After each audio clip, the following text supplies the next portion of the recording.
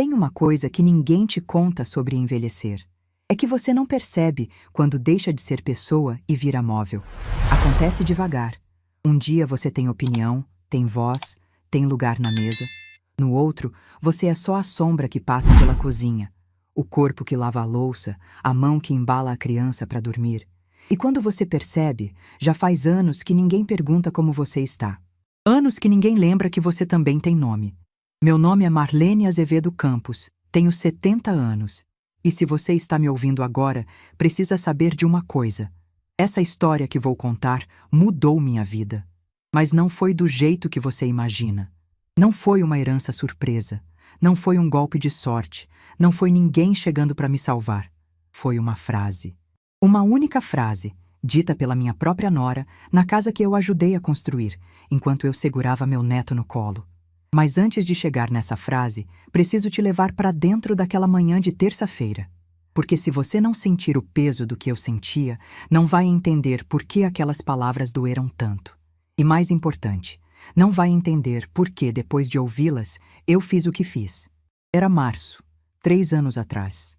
Eu tinha 67 anos e morava no quarto dos fundos da casa do meu filho Renato, num condomínio de luxo nos arredores da cidade.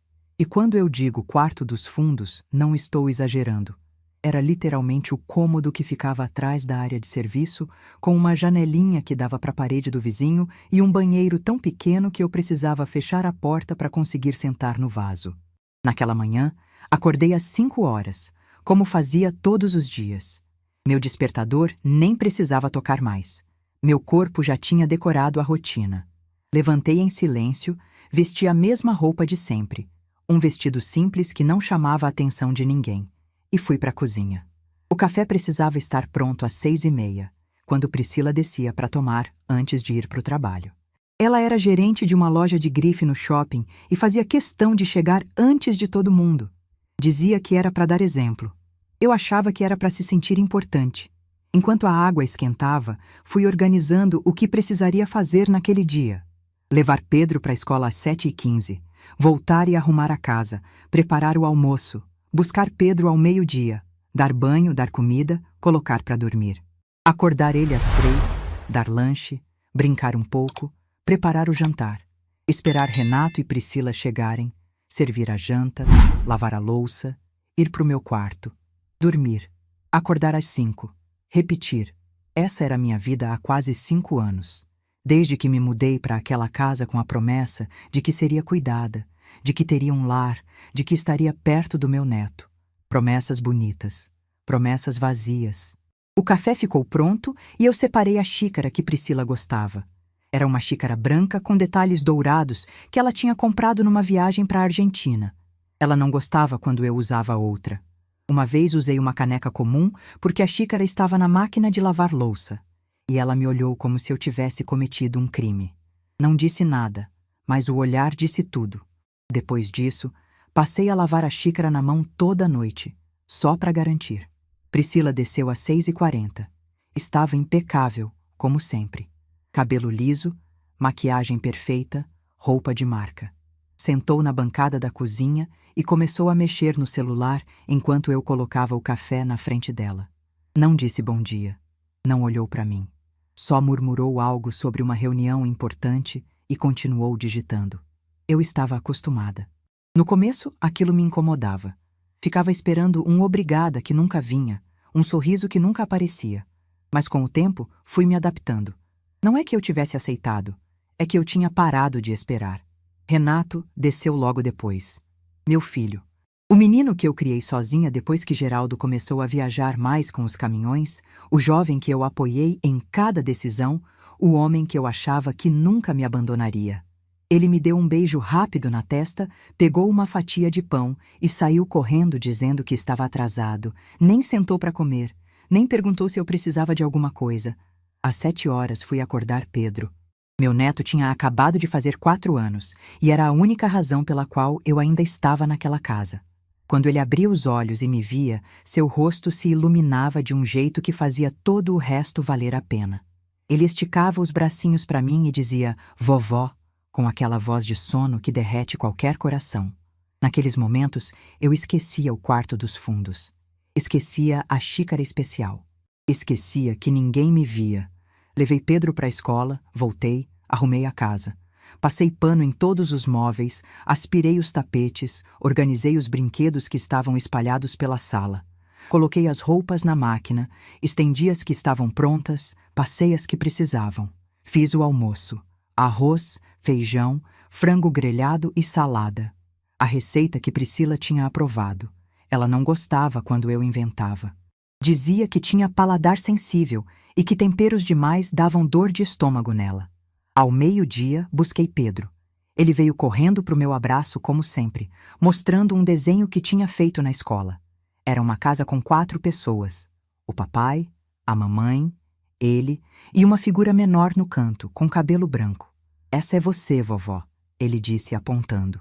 "Você fica do meu lado." Guardei aquele desenho no bolso do avental. Era meu tesouro. Depois do almoço, Pedro dormiu. Eu aproveitei para adiantar o jantar, descascar batatas, deixar a carne temperando. Eram 2h30 quando ouvi o barulho do carro na garagem. Estranho. Priscila só voltava às 6. Será que tinha acontecido alguma coisa? Ela entrou pela porta dos fundos, jogou a bolsa no sofá e foi direto para o telefone. Estava ligando para alguém, falando alto, rindo daquele jeito forçado que ela usava com as amigas. Fiquei na cozinha quieta, continuando meu trabalho. Não era da minha conta. Mas aí Pedro acordou. Ouvi o chamado dele pelo monitor que ficava na bancada. "Vovó, vovó." Larguei a faca, lavei as mãos e fui até o quarto. Ele estava sentado na cama, com os olhos ainda meio fechados, pedindo colo.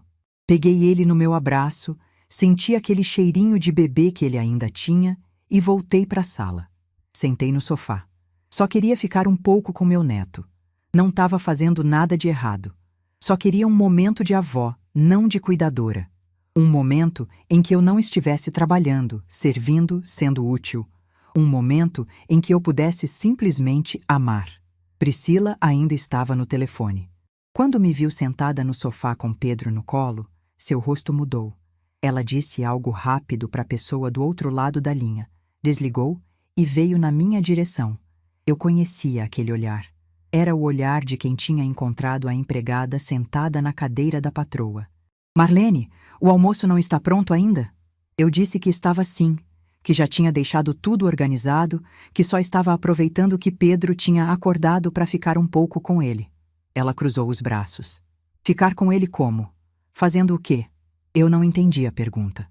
Ficar com ele como a avó fica com o neto, abraçando, conversando, existindo junto. Mas antes que eu pudesse responder, ela continuou. "Marlene, você não pode simplesmente parar de fazer as coisas para ficar de gracinha com a criança.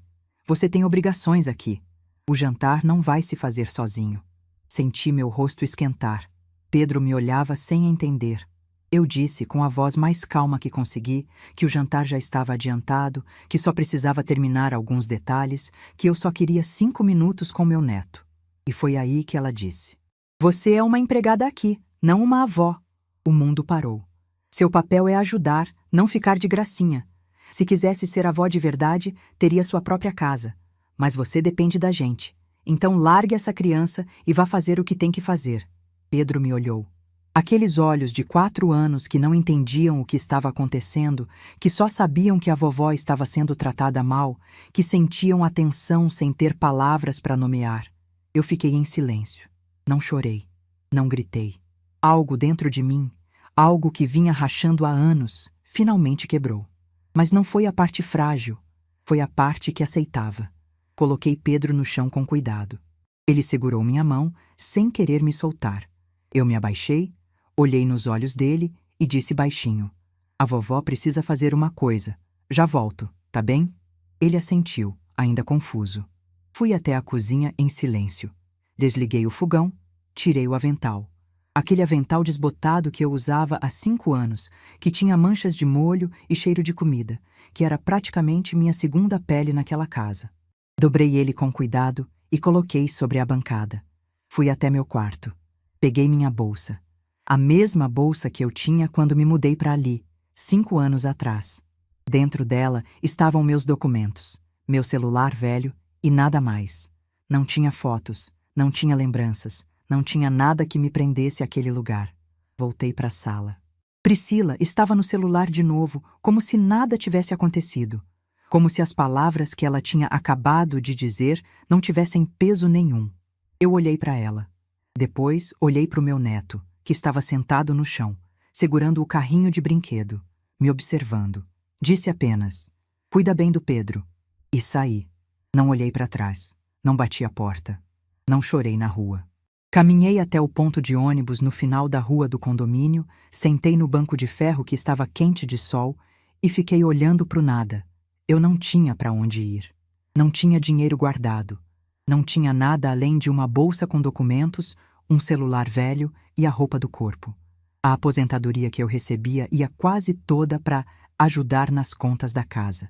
Eu não tinha economias, não tinha reserva, não tinha plano. Mas eu tinha uma coisa que tinha esquecido que existia. Eu tinha dignidade. Sentada naquele banco de ônibus, com o sol batendo no meu rosto e o coração ainda acelerado, eu entendi uma coisa que deveria ter entendido anos antes. Eu tinha me tornado invisível porque tinha deixado. Porque tinha aceitado cada pequena humilhação, cada falta de respeito, cada momento em que me trataram como menos. E agora, pela primeira vez em muito tempo, eu estava escolhendo ser vista. Mesmo que fosse só por mim mesma. Peguei o celular e liguei para minha irmã Conceição, que morava em Santos. Contei tudo em poucas palavras. Ela não fez perguntas, só disse: "Vem para cá, agora. Eu mando o dinheiro da passagem." Naquela mesma noite, peguei um ônibus e deixei aquela cidade para trás. Não levei nada. Não avisei ninguém. Não deixei bilhete. Eu só fui embora. No ônibus, encostei a cabeça na janela e fiquei olhando as luzes da cidade passarem. Cada poste, cada casa, cada carro que ia na direção contrária parecia me dizer a mesma coisa. Você deveria ter feito isso antes.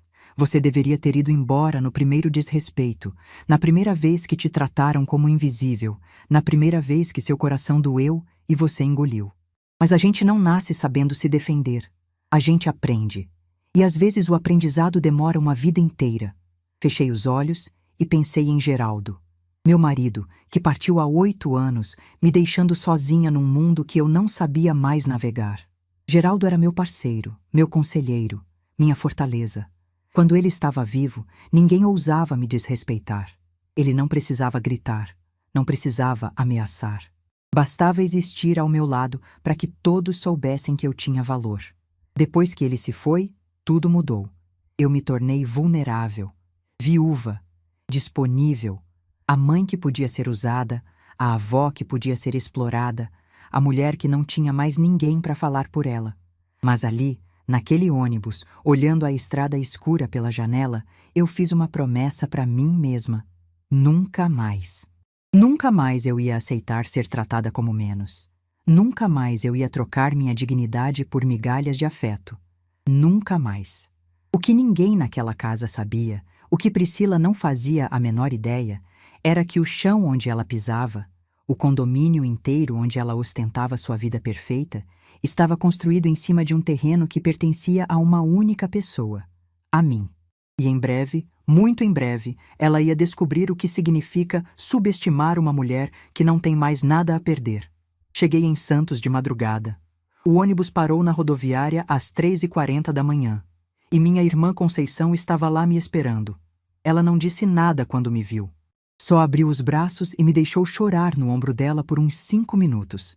Ali mesmo, no meio daquela rodoviária vazia, com o cheiro de café e diesel no ar.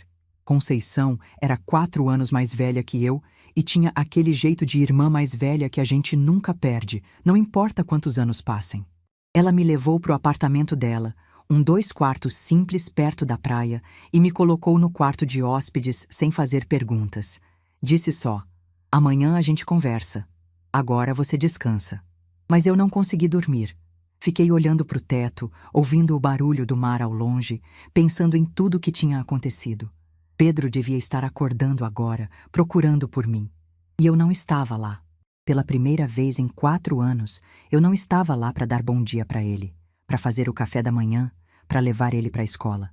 Meu coração doía de um jeito que eu não sabia que era possível. Mas junto com a dor, tinha outra coisa. Uma coisa que eu não sentia há muito tempo. Alívio. Um alívio estranho, quase culpado, de não ter que acordar às 5, de não ter que preparar a xícara especial, de não ter que engolir desaforo fingindo que estava tudo bem. Nos primeiros dias na casa da Conceição, eu mal saía do quarto. Ela me trazia comida, me fazia companhia em silêncio, não perguntou nada até eu estar pronta para falar. E quando eu finalmente contei tudo, desde o começo até a frase que Priscila disse, ela ficou em silêncio por um longo tempo. Depois, disse apenas: Marlene, você aguentou mais do que qualquer pessoa deveria aguentar. Agora é hora de cuidar de você.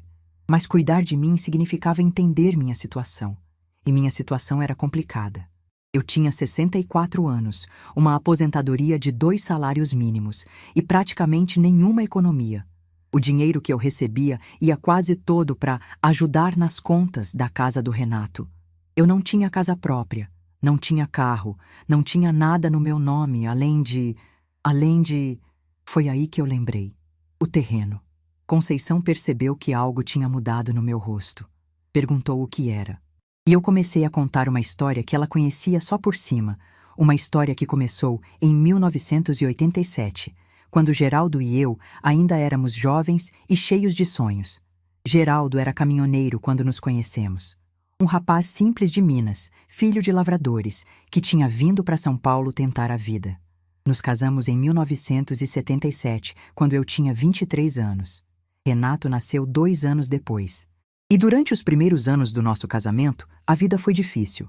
Geraldo passava semanas na estrada, eu cuidava do Renato sozinha, e o dinheiro era sempre contado. Mas Geraldo tinha uma coisa que muita gente não tem: visão. Ele via oportunidades onde os outros viam problemas. E em 1987, quando Renato tinha 8 anos, ele chegou em casa com uma ideia que todo mundo achou loucura. Ele queria comprar um terreno. Não um terreno qualquer, mas um sítio abandonado nos arredores da cidade, longe de tudo, cercado de mato e estrada de terra. O dono estava vendendo barato porque ninguém queria aquilo. Era grande demais para ser quintal e pequeno demais para ser fazenda. Um elefante branco, como diziam. Mas Geraldo via diferente. Ele passava por aquela região toda semana, fazendo entregas, e percebia como a cidade estava crescendo naquela direção. Novas fábricas estavam se instalando, novos bairros estavam surgindo. Em 10, 20 anos, aquele terreno ia estar no meio de tudo. Eu tinha minhas dúvidas. O dinheiro que tínhamos guardado era para emergências, para garantir o futuro do Renato.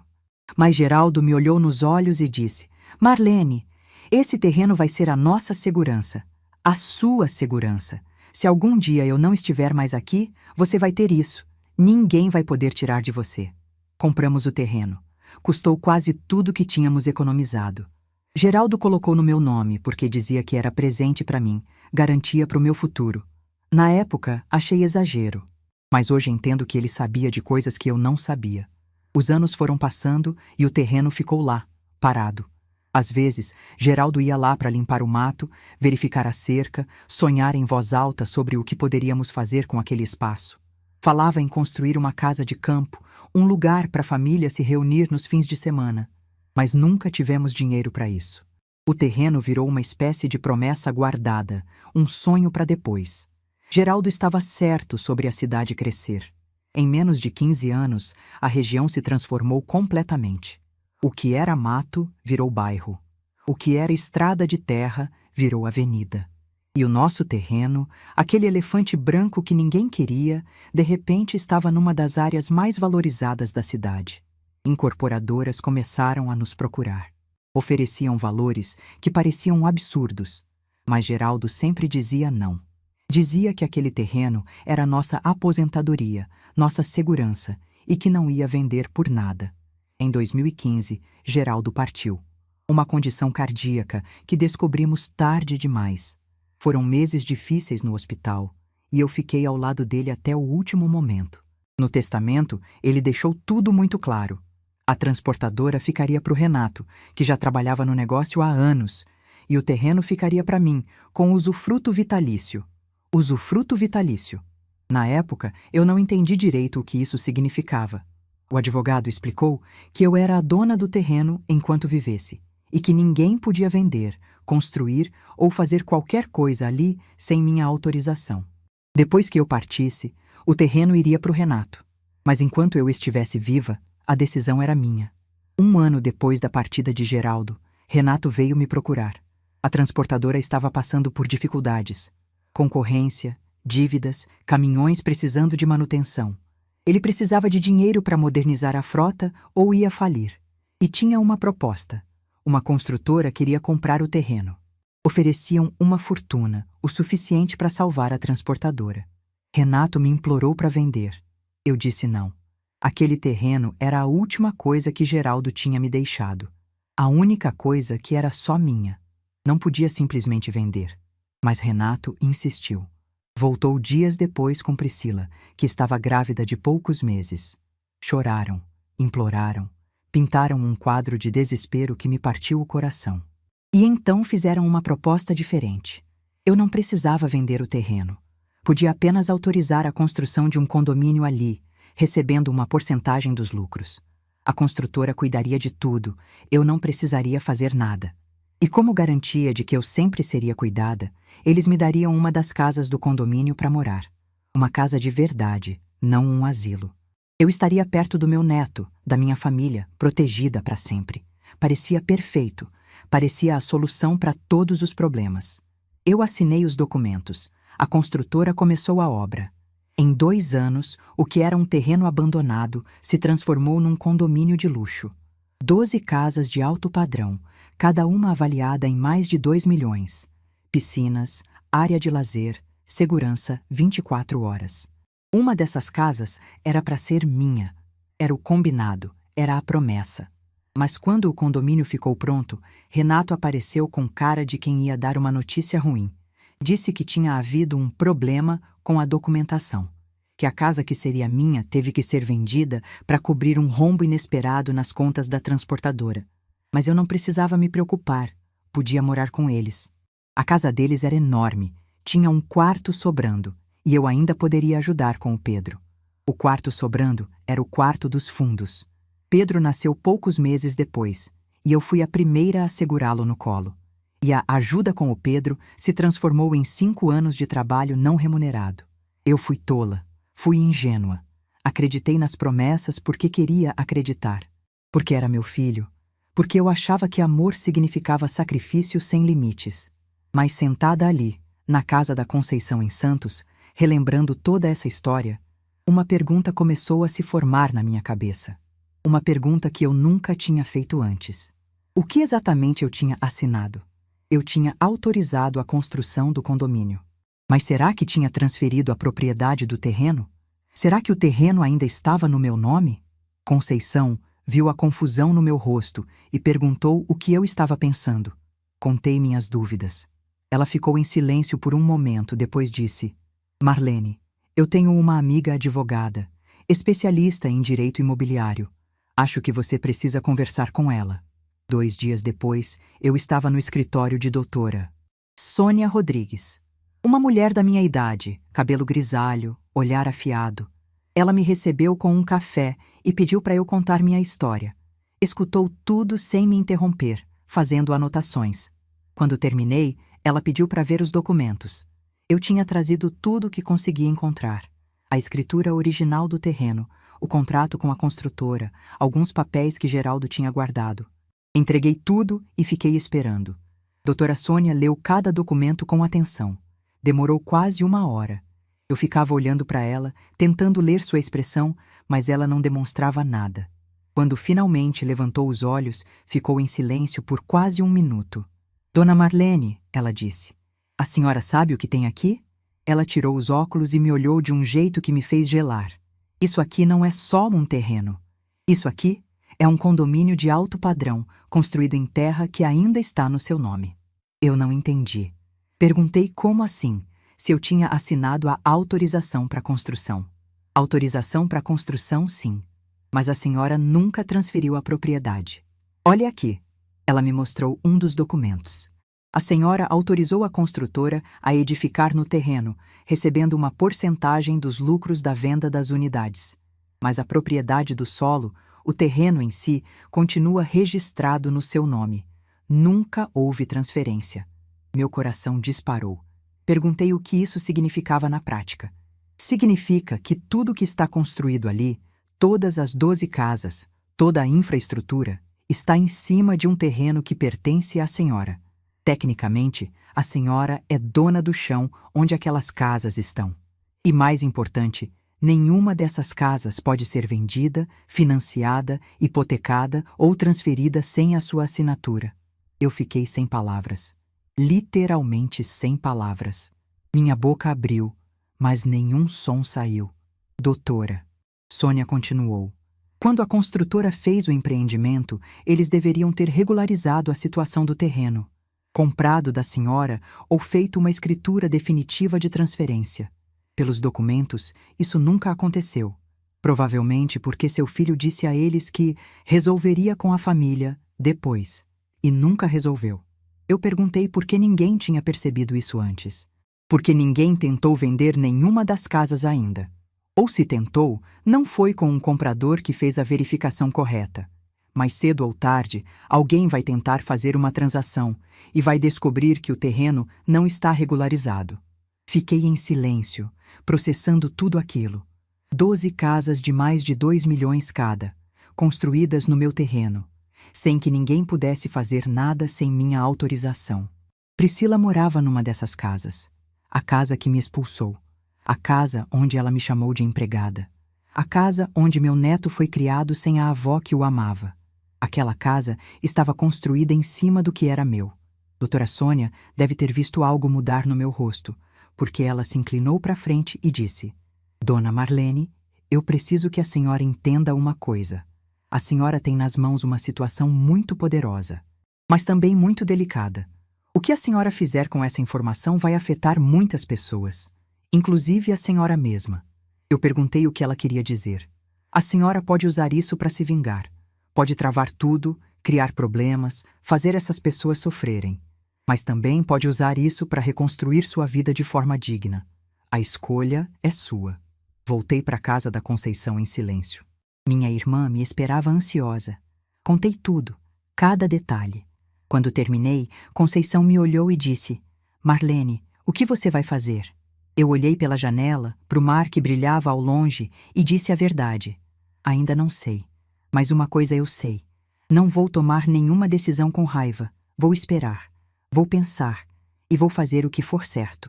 O que eu não sabia naquele momento era que a decisão ia ser tomada por mim. Porque exatamente uma semana depois, o telefone da Conceição tocou. Era uma funcionária do cartório da minha cidade, e as palavras que ela disse mudaram tudo. Estamos tentando localizar a senhora Marlene Azevedo Campos. Há uma pendência urgente sobre um terreno registrado no nome dela. Precisamos da assinatura dela para regularizar uma situação. A senhora sabe como podemos encontrá-la? Conceição olhou para mim, com o telefone na mão, esperando uma resposta. E eu soube que a hora tinha chegado. Enquanto eu descobria que tinha poder do outro lado da história, o desespero estava só começando. Conceição me contou depois, com detalhes que ela foi juntando de vizinhos, conhecidos e do próprio Renato quando ele finalmente apareceu em Santos. E eu preciso compartilhar isso com você, porque essa parte da história também precisa ser contada. Não para me vingar, não para sentir prazer no sofrimento deles, mas para você entender o tamanho do que aconteceu. Na noite em que eu saí daquela casa, Priscila nem percebeu que eu tinha ido embora. Ela ficou no telefone por mais 1 hora depois que eu saí, conversando com a amiga sobre uma promoção que ela queria no trabalho. Pedro ficou sentado no chão da sala, segurando o carrinho de brinquedo, esperando a vovó voltar. Quando começou a escurecer e ele percebeu que eu não estava mais ali, começou a chorar. Priscila ficou irritada. Gritou para o quarto dos fundos, mandando eu acalmar a criança. Ninguém respondeu. Ela gritou de novo, mais alto. Silêncio. Foi só então que ela levantou do sofá e foi até o quarto onde eu dormia. A porta estava aberta. O quarto estava vazio. Minha bolsa não estava no gancho atrás da porta. Minhas coisas continuavam ali, as poucas que eu tinha, mas eu não estava. Priscila voltou para a sala confusa. Olhou pela janela, achou que talvez eu tivesse ido ao mercado ou dado uma volta. Pegou Pedro no colo para acalmá-lo, mas ele continuava chorando, repetindo: vovó, vovó, sem parar. Quando Renato chegou do trabalho por volta das 8 da noite, encontrou Priscila nervosa e Pedro ainda choroso. Ela contou que eu tinha sumido. Renato estranhou, mas não se preocupou de verdade. Disse que eu provavelmente tinha ido visitar alguma amiga, que ia voltar logo. Mas eu não voltei. No dia seguinte, quando amanheceu e meu quarto continuava vazio, Renato começou a ficar inquieto. Ligou para o meu celular. Chamou. Eu vi o nome dele piscando na tela, ali na casa da Conceição, e não atendi. Deixei tocar até cair na caixa postal. Ele ligou de novo. E de novo. E de novo. Priscila também tentou. Mandou mensagens que eu li sem responder. Marlene, onde você está? Marlene, o Pedro está chorando. Marlene, volte logo, precisamos de você aqui. Precisamos de você. Não estamos preocupados com você. Não queremos saber se você está bem. Precisamos de você. Como se eu fosse um eletrodoméstico que tinha saído de funcionamento. No terceiro dia, Renato foi até a delegacia. Queria registrar um desaparecimento. Mas a polícia explicou que eu era uma mulher adulta, que tinha levado meus documentos, que claramente tinha saído por vontade própria. Não era desaparecimento, era escolha. Foi aí que a ficha começou a cair. Renato voltou para casa e, pela primeira vez, perguntou para Priscila o que tinha acontecido antes de eu ir embora. Ela contou, mas contou do jeito dela. Disse que eu tinha ficado de frescura porque ela pediu para eu terminar o jantar. Disse que eu era sensível demais, que me ofendia por qualquer coisa. Mas Renato conhecia a esposa e conhecia a mãe. Pressionou mais, e Priscila, encurralada, acabou contando o que tinha dito. Você é uma empregada aqui, não uma avó. Renato ficou em silêncio. Segundo a vizinha Dona Teresa, que ouviu tudo pela janela aberta, ele não gritou, não brigou. Só olhou para Priscila com uma expressão que ela nunca tinha visto. Levantou e foi para o quarto. Dormiu no sofá aquela noite. E nas 3 noites seguintes, Pedro, coitado, era quem mais sofria. Com 4 anos, ele não entendia por que a avó tinha ido embora. Acordava de madrugada chamando por mim. Recusava comer se não fosse a comida que eu fazia. Perguntava todo dia quando a vovó ia voltar. 1 semana se passou. Renato continuou tentando me ligar, mas eu não atendia. Mandou mensagens pedindo desculpas, dizendo que precisava conversar comigo, que Priscila tinha errado, mas que podíamos resolver. Eu lia tudo. Não respondia nada. Priscila, por outro lado, não pediu desculpas. Mandou mensagens irritadas, dizendo que eu estava sendo infantil, que estava prejudicando a criança, que uma avó de verdade não abandonaria o neto. A ironia daquelas palavras quase me fez rir. Quase. Foi então que o cartório ligou. Conceição atendeu o telefone numa quinta-feira de manhã. A funcionária do outro lado da linha perguntou se conhecia Marlene Azevedo Campos. Disse que havia uma pendência urgente sobre um terreno e que precisavam da minha assinatura. Conceição olhou para mim, eu fiz sinal de silêncio e ela disse que ia verificar e retornar. Quando desligou, ficamos as duas em silêncio por um momento. Doutora Sônia tinha avisado que isso ia acontecer. Alguém tinha tentado fazer alguma transação com uma das casas do condomínio e a irregularidade do terreno tinha aparecido. Liguei para a doutora Sônia no mesmo dia. Ela já sabia. Um dos moradores do condomínio, um empresário chamado Rodrigo Mendes, tinha tentado vender sua casa. O comprador era um executivo de São Paulo que ia pagar à vista.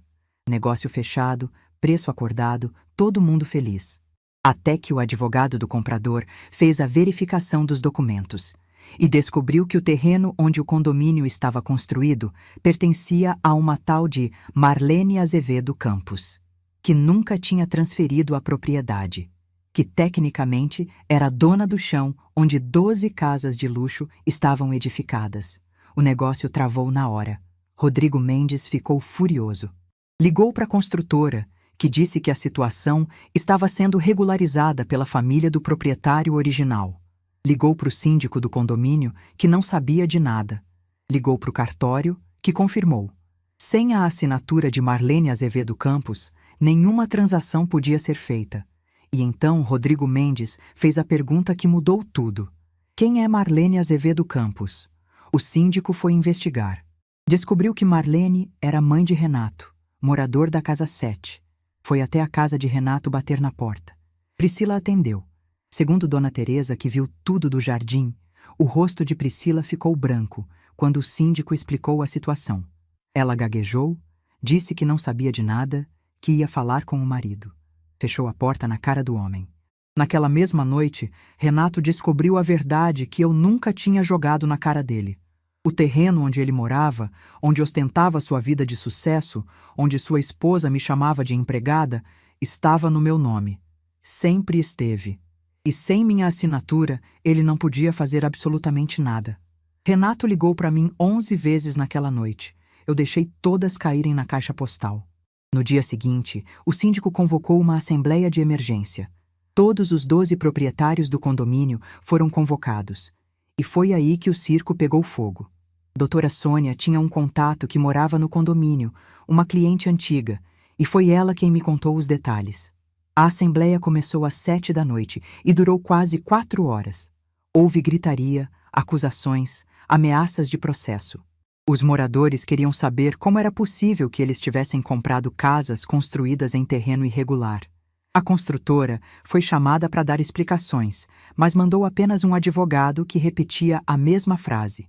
A situação está sendo tratada com a família proprietária do terreno original.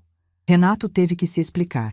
Teve que contar na frente de todos os vizinhos que o terreno era da mãe dele, que ele tinha prometido regularizar a situação e nunca fez, que agora a mãe tinha ido embora e não atendia o telefone. As perguntas vieram como metralhadoras. Por que ela foi embora? O que aconteceu? Onde ela está? Ela vai assinar? E se ela não assinar?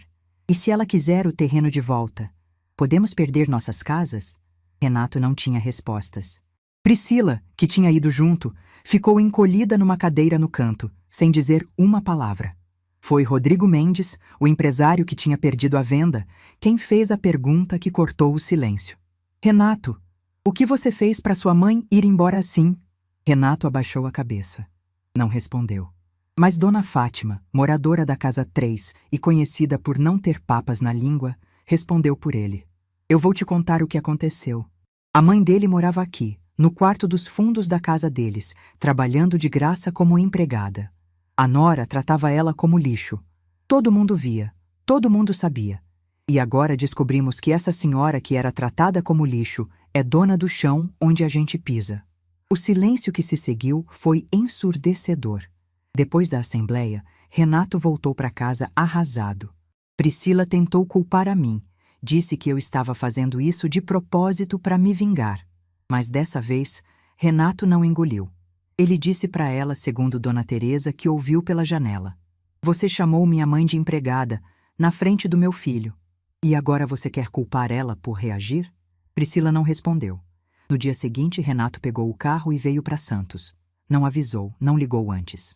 Simplesmente apareceu na porta do prédio da Conceição, às 3 da tarde, com os olhos vermelhos de quem não dormia há dias. Conceição atendeu o interfone. Quando ouviu a voz do sobrinho, olhou para mim perguntando o que fazer. Eu disse para ela deixar ele subir. Renato entrou no apartamento como um cachorro que leva bronca. Cabisbaixo, ombros curvados, sem conseguir me olhar nos olhos. Sentou no sofá quando eu ofereci, mas recusou o café. Ficou em silêncio por quase 1 minuto antes de conseguir falar. Mãe, eu não sei nem por onde começar. Eu fiquei em silêncio, esperando. Eu errei. Errei muito. Deixei as coisas chegarem num ponto que nunca deveria ter chegado. A Priscila, o que ela disse? Eu não sabia, mãe. Juro que não sabia. Eu continuei em silêncio. Eu sei que não tenho direito de pedir nada, mas a situação lá está muito complicada. Os vizinhos estão querendo o processo, a construtora está ameaçando, tem gente falando em advogado. Mãe, eu preciso da sua ajuda. Foi aí que eu finalmente falei. Renato, você veio aqui pedir desculpas ou pedir minha assinatura? Ele engasgou. Abriu a boca para responder, mas nenhum som saiu. Conceição, que estava na cozinha ouvindo tudo, soltou uma risada seca. Eu me levantei, fui até a janela, olhei para o mar lá fora. Quando voltei a falar, minha voz estava calma, mas firme. Seu pai me deixou aquele terreno para eu ter segurança, para ninguém nunca poder me tirar nada. E o que você fez, Renato? Você me colocou num quarto dos fundos, deixou sua esposa me tratar como empregada e agora vem aqui porque precisa da minha assinatura para resolver o problema que você mesmo criou. Renato começou a chorar. Lágrimas de verdade, daquelas que descem sem controle. Eu sei, mãe, eu sei. Eu fui um idiota, um filho ingrato. Eu deixei isso acontecer e não fiz nada para impedir. Mas eu estou aqui agora. Estou aqui pedindo perdão, de verdade. Olhei para o meu filho, aquele homem de 40 e tantos anos, chorando no sofá da minha irmã, me pedindo perdão. Por um momento, vi o menino que eu criei, que corria para os meus braços quando tinha pesadelo, que dizia que eu era a melhor mãe do mundo. Mas também vi o homem que deixou a esposa me humilhar por anos, que nunca me defendeu, que só veio me procurar quando precisou de algo. Respirei fundo e disse: Renato, eu vou pensar, mas não vou tomar nenhuma decisão agora. Você vai voltar para sua casa, vai cuidar do seu filho e vai esperar. Quando eu decidir o que fazer, eu aviso. Ele quis argumentar, quis ficar, quis insistir. Mas Conceição se levantou e disse, com aquele tom de irmã mais velha que não aceita discussão: Você ouviu sua mãe. Agora vai. Renato foi embora de cabeça baixa. Quando a porta fechou, Conceição veio sentar do meu lado. Ficamos em silêncio por um longo tempo, olhando para o mar pela janela. Finalmente ela perguntou: O que você vai fazer, Marlene? Eu pensei no terreno, pensei nas 12 casas, pensei em Priscila, que me chamou de empregada, pensei em Renato, que nunca me defendeu. Pensei em Pedro, meu neto, que chorava toda noite chamando por mim. E pensei em mim, na mulher que eu era, na mulher que eu tinha me tornado, na mulher que eu queria ser. Olhei para Conceição e disse: Vou fazer o que for certo, não para eles, para mim. E pela primeira vez desde que saí daquela casa, eu sabia exatamente o que isso significava. Depois que Renato foi embora, passei 3 dias em silêncio. Conceição respeitou meu espaço, não fez perguntas, só ficou por perto quando eu precisava de companhia. Às vezes, a gente sentava na varanda do apartamento dela, olhando para o mar, tomando café, sem dizer nada. E naquele silêncio, eu fui organizando meus pensamentos. De um lado, tinha a raiva. Uma raiva antiga, guardada há anos, que agora finalmente tinha um lugar para ir. Eu podia usar o terreno para destruir a vida deles. Podia travar tudo, exigir valores absurdos, fazer com que perdessem as casas. A lei estava do meu lado, o poder estava nas minhas mãos. Do outro lado, tinha o Pedro, meu neto, que não tinha culpa de nada, que chorava toda noite chamando por mim, que não entendia por que a avó tinha sumido. Se eu destruísse Renato e Priscila, estaria destruindo também o lar do meu neto. E isso eu não conseguia aceitar. No 4º dia, doutora Sônia me ligou. Disse que a situação no condomínio estava ficando insustentável. Os moradores tinham contratado um advogado coletivo e estavam ameaçando processar a construtora, Renato, e até a mim se eu não me manifestasse. Perguntou se eu já tinha decidido o que fazer. Eu disse que ainda não, mas que estava chegando lá. Naquela mesma tarde, meu celular tocou. Não era Renato, não era Priscila. Era um número desconhecido. Atendi por impulso, sem pensar. A voz do outro lado me fez parar de respirar. Vovó? Era Pedro. Meu coração apertou de um jeito que eu não sabia que era possível. Aquela vozinha de criança, tremida, chorosa, me chamando do outro lado da linha. Vovó, você vai voltar? Eu tô com saudade. A mamãe disse que você foi embora porque estava brava, mas eu não fiz nada de errado, juro. Por favor, volta, vovó. Por favor. Eu não consegui segurar as lágrimas. Escorreram pelo meu rosto em silêncio enquanto eu ouvia meu neto implorar para eu voltar. Conceição, que estava na cozinha, veio correndo quando me viu chorando, mas eu fiz sinal para ela esperar. Meu amor, eu disse com a voz quebrada, a vovó não foi embora por sua causa. Você não fez nada de errado. A vovó te ama muito, muito, muito. Você sabe disso, né? Então, por que você foi embora? Como explicar para uma criança de 4 anos que a mãe dela me tratou como lixo? Como contar que o pai dele deixou isso acontecer?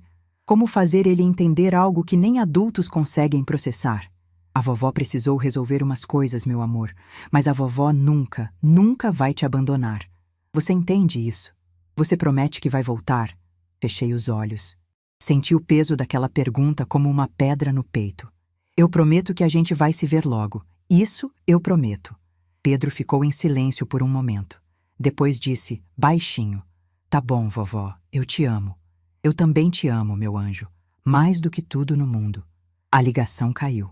Fiquei olhando para o celular por um longo tempo, as lágrimas ainda escorrendo, o coração partido em 1000 pedaços. Conceição sentou do meu lado e me abraçou. Ficamos assim por vários minutos, sem dizer nada. Quando finalmente me recompus, olhei para ela e disse: Eu sei o que vou fazer. No dia seguinte, liguei para a doutora Sônia e marquei uma reunião. Expliquei meu plano e ela concordou que era a abordagem mais inteligente. Não era vingança, não era submissão. Era justiça. Justiça para mim, que tinha sido humilhada. E justiça para o meu neto, que não merecia sofrer pelos erros dos pais. Uma semana depois, eu estava de volta à cidade. Não fui para a casa de Renato. Fiquei num hotel simples no centro, perto do escritório de doutora Sônia. Não avisei ninguém que tinha chegado. Ainda não era hora. Doutora Sônia organizou tudo. Convocou uma reunião com todos os moradores do condomínio, sem a presença de Renato e Priscila. Eles foram informados que a proprietária do terreno queria conversar diretamente com os afetados, sem intermediários. A reunião aconteceu numa sala de eventos de um hotel na cidade. Quando entrei naquela sala, 11 pares de olhos me olharam com uma mistura de curiosidade, apreensão e, em alguns casos, hostilidade. Eu estava nervosa. Minhas mãos tremiam levemente enquanto eu caminhava até a frente da sala. Mas mantive a postura. Minha mãe sempre dizia que uma senhora se porta com dignidade, mesmo quando o mundo desaba. E era exatamente isso que eu ia fazer. Sentei na cadeira que doutora Sônia tinha preparado para mim e olhei para aquelas pessoas. Algumas eu reconhecia de vista, dos anos que morei no condomínio. Outras eram rostos novos. Todas tinham uma coisa em comum. Suas vidas estavam nas minhas mãos. Comecei a falar. Contei minha história desde o começo. Contei sobre Geraldo, sobre como ele comprou o terreno em 1987, sonhando com o futuro. Contei sobre a promessa que Renato e Priscila fizeram quando pediram para eu autorizar a construção. Contei sobre a casa que deveria ser minha e que nunca veio. Contei sobre os 5 anos no quarto dos fundos, acordando às 5 da manhã, cuidando do meu neto, cozinhando, limpando, lavando, passando. Contei sobre a frase: Você é uma empregada aqui, não uma avó. Vi rostos mudarem na plateia.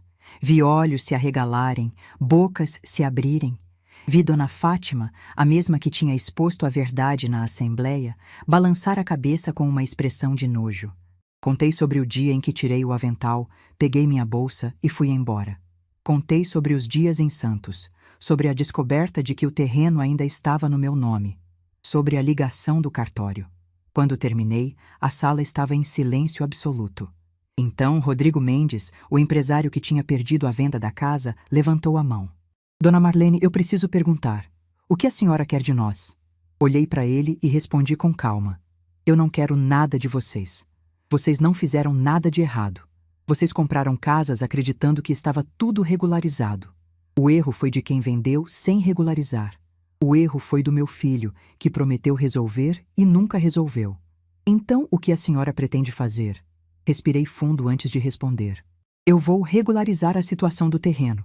Vou assinar os documentos necessários para que cada um de vocês tenha a propriedade plena das suas casas. Vocês não vão perder nada. Um murmúrio de alívio percorreu a sala. Algumas pessoas soltaram suspiros, outras sorriram. Mas eu levantei a mão pedindo silêncio. Porém, isso vem com condições. O silêncio voltou, mais tenso que antes. Primeira condição. Cada morador vai contribuir com um valor proporcional ao tamanho da casa para um fundo de compensação. Esse valor vai ser definido por um avaliador independente e vai levar em conta os anos que eu deveria ter recebido minha porcentagem dos lucros da construção e nunca recebi. Olhares foram trocados, mas ninguém protestou. Eles sabiam que estavam em posição de negociar, não de exigir. Segunda condição. Parte desse fundo vai ser doada para uma instituição que cuida de idosos em situação de abandono familiar. Pessoas como eu quase fui. Pessoas que precisam saber que não estão sozinhas. Vi Dona Fátima limpar uma lágrima do canto do olho. Terceira condição. Renato e Priscila vão assinar um documento público reconhecendo o erro que cometeram comigo. Não precisa ser humilhação, não precisa ser exposição na mídia. Mas eu quero um registro formal de que o que aconteceu foi errado, para que nunca mais aconteça com ninguém. Rodrigo Mendes assentiu lentamente.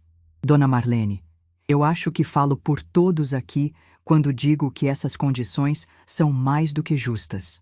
A senhora teria todo o direito de exigir muito mais. Uma senhora de cabelos brancos que eu não conhecia se levantou.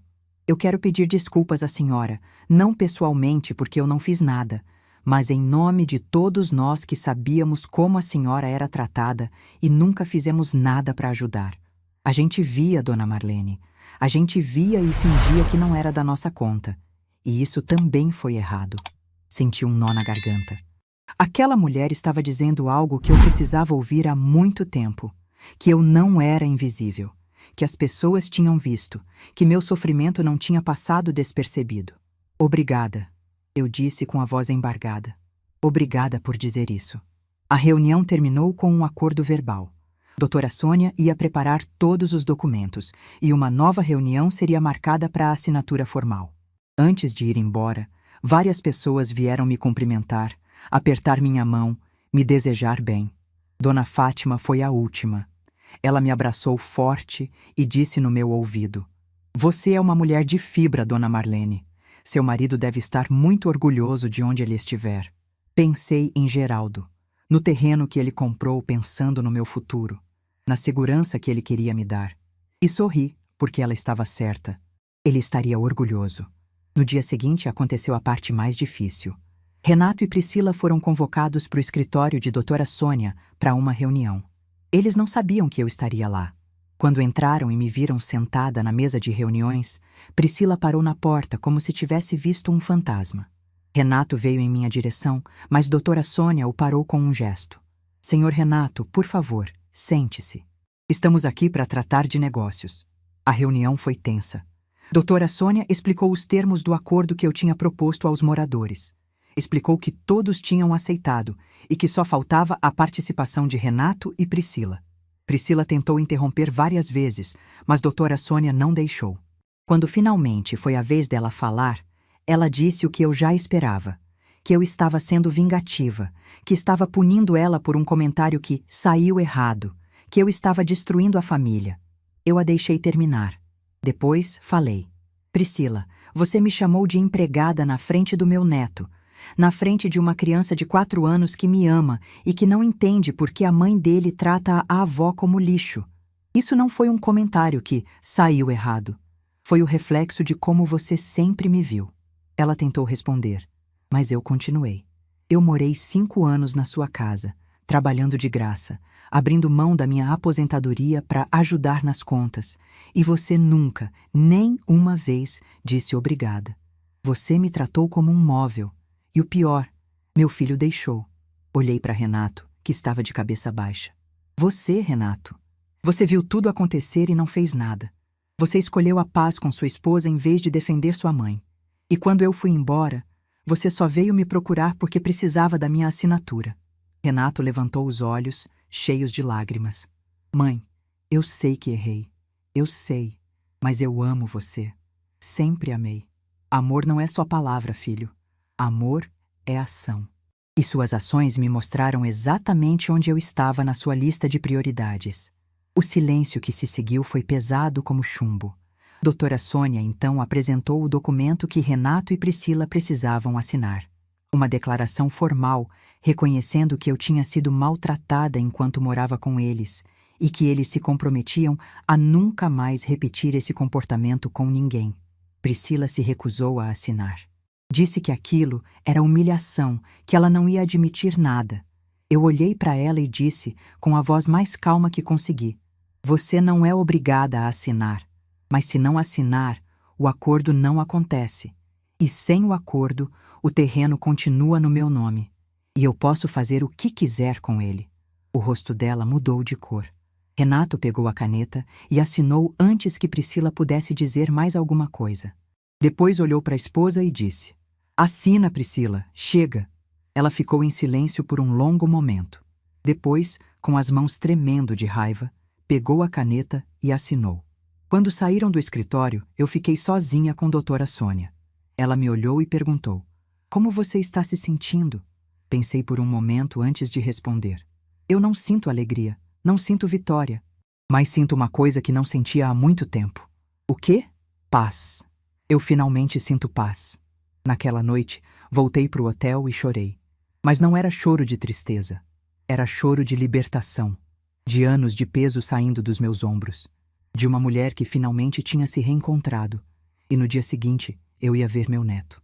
Dessa vez, nos meus termos. Na manhã seguinte, acordei antes do sol nascer. Não por obrigação, não porque tinha que preparar café para alguém, não porque tinha uma lista de tarefas me esperando. Acordei porque meu coração não conseguia mais esperar. Hoje, eu ia ver meu neto. Tomei banho devagar, escolhi uma roupa bonita, me olhei no espelho do quarto de hotel e vi uma mulher que eu quase não reconhecia. Não era a Marlene do avental desbotado, a Marlene do quarto dos fundos, a Marlene invisível. Era uma mulher de 67 anos com rugas de expressão, cabelos brancos e um brilho nos olhos que tinha ficado apagado por tempo demais. Doutora Sônia tinha combinado tudo com Renato. Ele traria Pedro até uma praça no centro da cidade, um lugar neutro, onde eu pudesse reencontrar meu neto sem precisar pisar naquela casa. Eram 10 da manhã quando cheguei. Sentei num banco de madeira debaixo de uma árvore grande e fiquei esperando, com o coração batendo tão forte que eu conseguia sentir no pescoço. 10h15. Nada. 10h20. Comecei a ficar nervosa. Será que tinham desistido? Será que Priscila tinha convencido Renato a não trazer Pedro? Será que eu ia ser privada do meu neto de novo? Mas então eu vi um carro prata entrando no estacionamento da praça. Renato desceu do lado do motorista.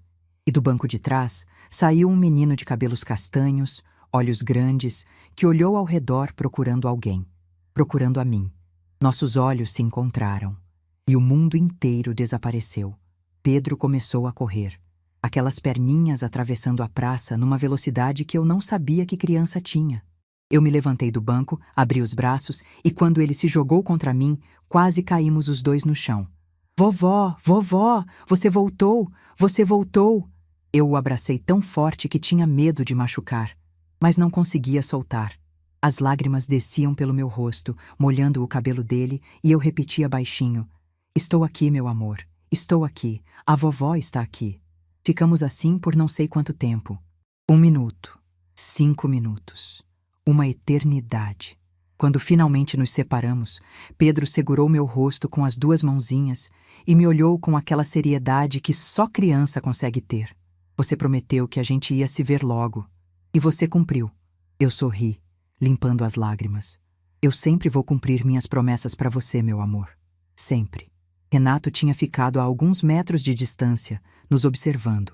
Quando olhei para ele, vi que também estava chorando. Não disse nada. Apenas acenou com a cabeça, um gesto pequeno que dizia mais do que palavras conseguiriam.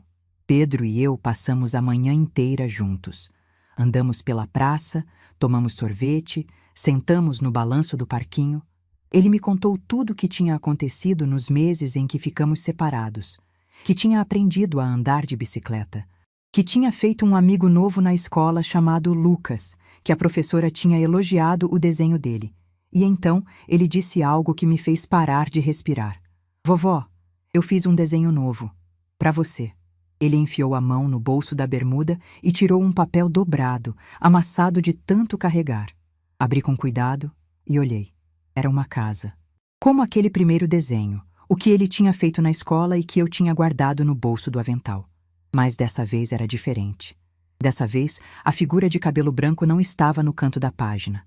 Estava no centro. E ao lado dela, de mãos dadas, estava um menino pequeno. Embaixo, com letra torta de criança, estava escrito: "Eu e minha vovó, a melhor vovó do mundo." Eu chorei. Chorei tanto que Pedro ficou preocupado, perguntando se eu estava triste. Eu disse que não, que eram lágrimas de felicidade, que aquele era o presente mais lindo que eu já tinha recebido na vida. E naquele momento eu soube que tudo tinha valido a pena. As semanas seguintes foram de reconstrução. Com o dinheiro do acordo com os moradores do condomínio, comprei um apartamento pequeno no centro da cidade. 2 quartos, uma sala, uma cozinha onde eu podia cozinhar para o meu neto quando ele viesse me visitar. Tinha uma varanda com vista para a praça e toda manhã eu tomava meu café ali, olhando as pessoas passarem, sentindo o sol no rosto. Pela primeira vez em muitos anos, eu tinha um lugar que era só meu. Renato e eu começamos a reconstruir nossa relação, devagar. Ele vinha me visitar toda semana, às vezes sozinho, às vezes com Pedro. No começo, as conversas eram difíceis. Havia muita mágoa acumulada, muitas palavras não ditas, muitos anos de silêncio entre nós. Mas aos poucos, fomos encontrando um caminho. Numa dessas visitas, Renato me contou o que tinha acontecido depois que eu saí. Disse que ele e Priscila tinham passado por uma crise séria, que ela não aceitava ter sido humilhada na frente dos vizinhos, que eles tinham brigado muito, dormido em quartos separados por semanas. Perguntei se eles ainda estavam juntos. Renato ficou em silêncio por um momento. Depois disse: "Estamos tentando, mãe. Pelo Pedro, mas não sei se vai dar certo." Eu não disse nada. Não era meu lugar julgar ou opinar. Só segurei a mão do meu filho e deixei ele falar. Ele me contou que tinha finalmente percebido o quanto tinha errado comigo, que passava noites acordado, lembrando de todas as vezes que Priscila me tratou mal e ele não fez nada, que se sentia culpado por ter deixado a mãe dele viver como empregada na própria casa. "Eu queria ter sido um filho melhor, mãe. Queria ter te protegido." Eu olhei para ele, aquele homem de mais de 40 anos com cara de menino arrependido, e disse: "Renato, você não pode mudar o passado. Ninguém pode. Mas você pode escolher como vai ser daqui para frente. E isso você está fazendo." Ele me abraçou. Pela primeira vez em anos, eu senti que estava abraçando meu filho de verdade. Não o marido de Priscila, não o homem que me ignorava. Meu filho. O menino que eu criei, que eu amei, que eu nunca deixei de amar mesmo quando ele me decepcionou. Priscila nunca veio me visitar. E, sinceramente, eu não esperava que viesse. Ela assinou os documentos porque foi obrigada, não porque reconheceu o erro. Algumas pessoas mudam quando enfrentam as consequências dos seus atos. Outras apenas ficam com raiva de quem as obrigou a enfrentar. Priscila era do segundo tipo. Mas isso não me incomodava mais. Eu tinha aprendido que não podia controlar as atitudes dos outros, só as minhas. E as minhas atitudes agora eram focadas em viver bem, em ser feliz, em aproveitar o tempo que me restava com as pessoas que realmente me amavam. Pedro passou a me visitar todo fim de semana. Às vezes dormia no meu apartamento, no quarto que eu tinha preparado especialmente para ele. Tinha uma cama com lençóis de dinossauro, uma estante com livros infantis e uma parede onde ele podia colar todos os desenhos que fizesse. Era o quarto que eu sempre quis dar para ele. O quarto de avó, não de cuidadora. Aos domingos, a gente fazia panquecas juntos. Eu deixava ele mexer a massa, mesmo sabendo que ia sujar tudo. Deixava ele escolher os recheios, mesmo quando ele queria combinações estranhas como chocolate com queijo. Deixava ele ser criança, simplesmente ser criança, sem pressa, sem obrigações. Eram os momentos mais felizes da minha semana. 3 meses depois de me mudar para o apartamento, fiz algo que nunca pensei que faria. Me inscrevi como voluntária numa instituição que cuidava de idosos em situação de vulnerabilidade. A mesma instituição que tinha recebido parte do dinheiro do acordo com os moradores. No primeiro dia, conheci pessoas que tinham histórias parecidas com a minha. Senhoras que foram abandonadas pelos filhos, senhores que perderam tudo e não tinham mais ninguém, pessoas que passaram a vida cuidando dos outros e na velhice descobriram que estavam sozinhas. Eu contava minha história para eles. Contava sobre o avental, sobre a frase, sobre o terreno que ninguém sabia que era meu. E via nos olhos deles algo que eu conhecia bem, a dor de ser invisível. Mas também via outra coisa. Via esperança. Via a possibilidade de que nunca é tarde para recomeçar, para se reerguer, para lembrar do próprio valor. Uma senhora chamada Dona Aparecida, de 74 anos, me disse uma vez: "Marlene, você é a prova de que a gente não precisa aceitar migalhas. Obrigada por existir." Aquelas palavras ficaram comigo por dias. Num domingo de outono, quase 1 ano depois de tudo o que aconteceu, Eu estava sentada na varanda do meu apartamento quando Pedro veio correndo com uma caixa de sapato nas mãos. Vovó, olha o que eu achei! Ele abriu a caixa e tirou de dentro um papel amarelado, amassado, com marcas de dobras antigas. Quando vi o que era, meu coração parou. Era o desenho, o primeiro desenho. Aquele que ele tinha feito na escola, com a casa e as 4 pessoas, e a vovó no canto da página. O mesmo desenho que eu tinha guardado no bolso do avental naquele dia. Mamãe achou nas suas coisas antigas, Pedro explicou. Tava no bolso de um avental velho. Ela ia jogar fora, mas eu não deixei. Peguei o papel com mãos tremendo. Olhei para aquela figura pequena no canto, com cabelo branco, que era eu. A eu de antes. A eu invisível. Depois olhei para o desenho novo, que estava emoldurado na parede da minha sala. A eu no centro, de mãos dadas com meu neto. E entendi que aqueles 2 desenhos contavam toda a minha história. O antes e o depois. A invisibilidade e o recomeço. A dor e a cura. Pedro sentou do meu lado e encostou a cabeça no meu ombro. Vovó, por que você tá chorando de novo? Eu sorri, passando a mão no cabelo dele. Porque às vezes, meu amor, a gente chora quando é muito feliz. Quando percebe que as coisas difíceis que passou serviram para alguma coisa. Quando entende que valeu a pena não desistir. Ele ficou em silêncio por um momento, processando. Depois disse, com aquela sabedoria simples que só criança tem. Então tá bom, vovó. Pode chorar. Eu fico aqui com você. E ficou. Hoje, quando olho para trás, não sinto mais raiva. Não sinto mágoa. Sinto gratidão. Gratidão por Geraldo, que comprou um terreno pensando no meu futuro e me deu a segurança que eu precisava. Gratidão por Conceição, que abriu as portas da casa dela sem fazer perguntas. Gratidão por doutora Sônia, que me mostrou que eu tinha mais poder do que imaginava. E gratidão por mim mesma, por ter tido a coragem de tirar o avental, pegar a bolsa e ir embora. Às vezes me pergunto o que teria acontecido se eu tivesse ficado. Se tivesse engolido aquela frase, voltado para o fogão, continuado invisível. Provavelmente ainda estaria lá, no quarto dos fundos, acordando às 5 da manhã, lavando a xícara especial, sendo chamada de empregada. Mas eu não fiquei, e essa escolha mudou tudo. Não foi fácil. Recomeçar nunca é, mas foi necessário. E foi a melhor decisão que eu já tomei na vida.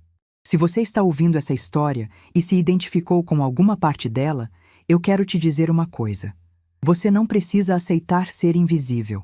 Você não precisa trocar sua dignidade por migalhas de afeto. Você não precisa viver no quarto dos fundos da vida de ninguém. O seu valor não depende de quem te enxerga. Depende de você se enxergar. E às vezes, a coisa mais poderosa que você pode fazer é tirar o avental, pegar sua bolsa e ir embora. O resto, a vida se encarrega de resolver. Se essa história tocou seu coração, deixe seu like, se inscreva no canal e comente aqui embaixo. No meu lugar, o que você faria? Sua mensagem pode iluminar o dia de alguém.